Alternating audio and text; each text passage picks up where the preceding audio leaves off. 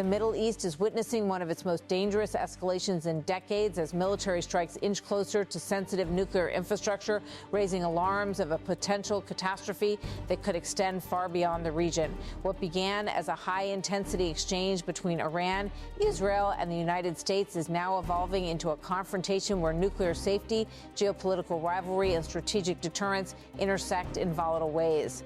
In recent days, Iran confirmed that a projectile landed near the Bushehr nuclear power plant, its only operational nuclear reactor located along the Persian Gulf coast.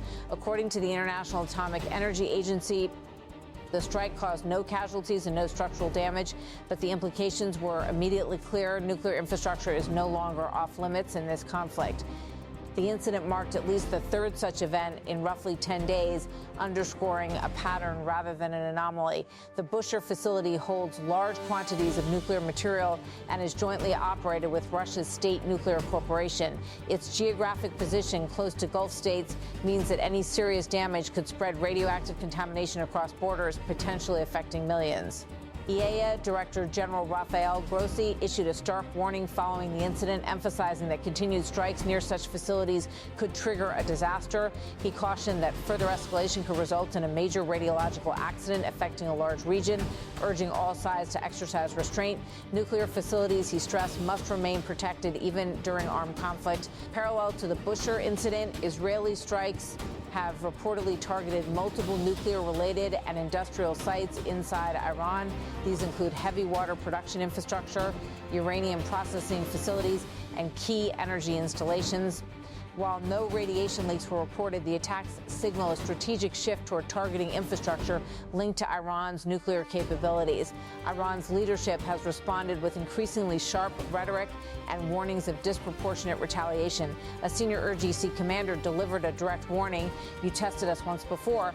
This time, the equation will no longer be an eye for an eye. Just wait. The message reflects a shift from measured retaliation toward broader and potentially more aggressive responses. Iran has already expanded the scope of its actions.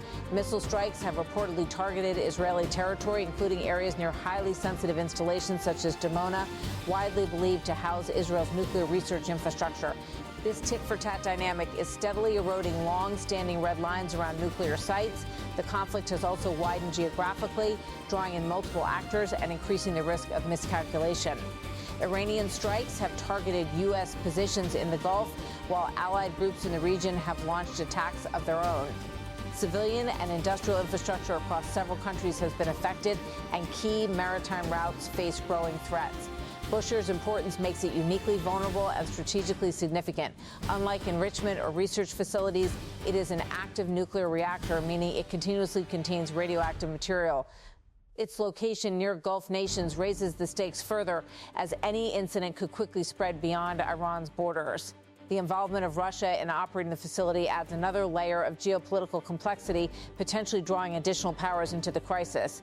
Amid the escalation, Donald Trump has signaled a temporary pause in targeting Iran's energy infrastructure, suggesting a calculated attempt to avoid triggering a broader economic or environmental crisis. At the same time, indirect communication channels between Washington and Tehran remain active, indicating that diplomacy, however limited, has not entirely collapsed. Inside Iran, political voices are increasingly questioning the value of international agreements, such as the Nuclear Non-Proliferation Treaty. Some lawmakers argue that continued attacks on nuclear facilities without strong global condemnation undermine the treaty's purpose. Despite this, Iranian officials maintain that the country has no intention of developing nuclear weapons. At the diplomatic level, Iran's foreign minister dismissed claims of active negotiations with the United States, emphasizing that current interactions are limited to indirect exchanges of messages. He made the country's position clear in a detailed statement. I declare with absolute certainty that there are no negotiations or talks for the American side. He further clarified the nature of recent communications. This is neither called negotiation nor dialogue nor anything. It is simply an exchange of messages to our friends. Warning of the broader consequences of escalation, he added, if they enter this war, it may not have an end and will bring a disaster to the entire region, which is not in anyone's interest. Reinforcing Iran's current stance, he stated, our policy at the moment is to continue resistance, to continue defending the country. We have no plans for negotiations, and no negotiations have taken place until now. He also framed the conflict in stark geopolitical terms. This war is neither Iran's nor America's war. It is Israel's war. Criticizing Western positioning, he remarked, they have shown that Europe is really no longer a major player in the international arena.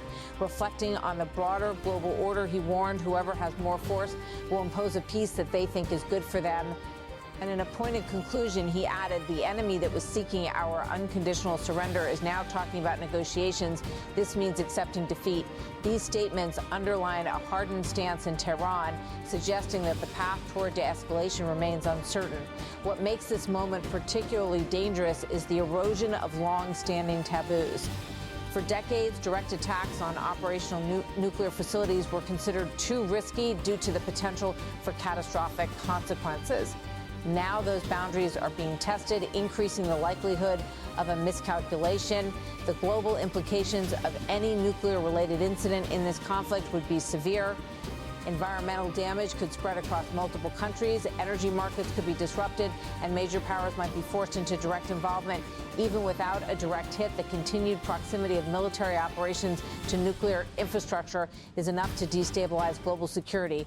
For now, Bushehr remains intact, but the repeated strikes nearby and escalating rhetoric from all sides signal a conflict entering an increasingly dangerous phase, one where the consequences may no longer be contained within the region.